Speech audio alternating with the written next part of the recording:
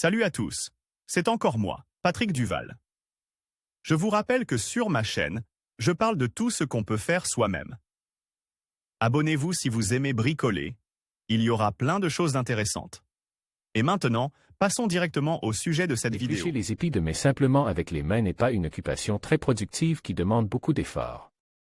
La fabrication d'une éplucheuse de mai assez simple permet d'accélérer considérablement ce travail et de ne pas se fatiguer du tout. L'assemblage d'un tel appareil est facile pour n'importe quel adulte. Il vous faut d'un morceau de vieux tuyau un morceau de planche de bois épaisse, 2 longs boulons avec écrou, une plaque d'acier avec des trous. Aux extrémités, un boîtier rond en plastique avec une protubérance centrale percée d'un trou, etc.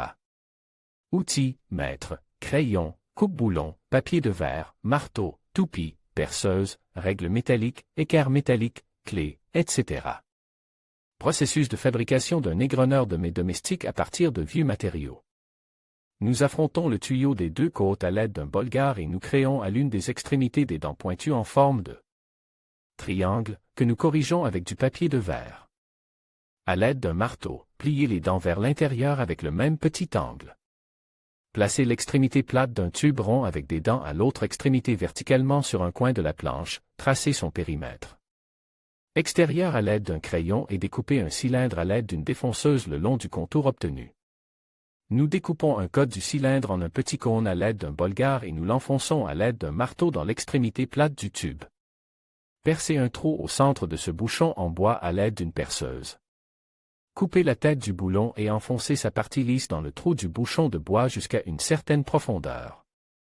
À l'aide d'une règle métallique, déterminez et marquez la section transversale de l'extrémité du boulon sur l'extérieur du tuyau.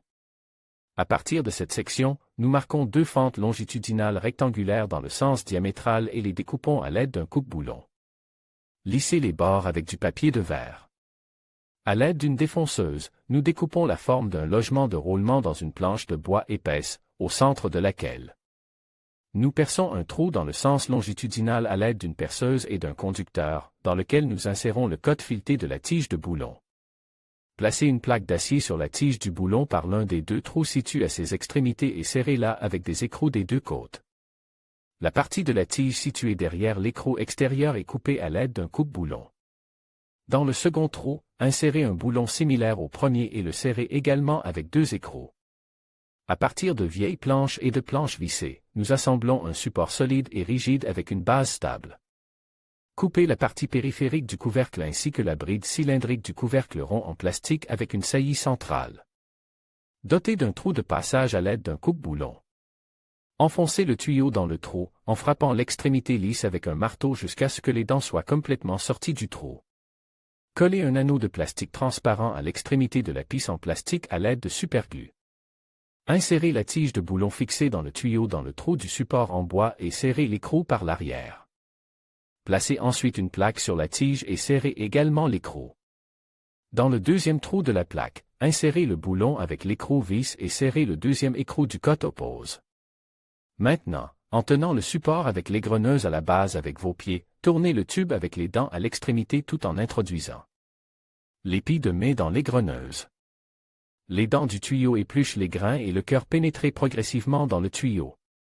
Après avoir atteint le centre de l'épi, l'introduire dans le tuyau par l'autre côte.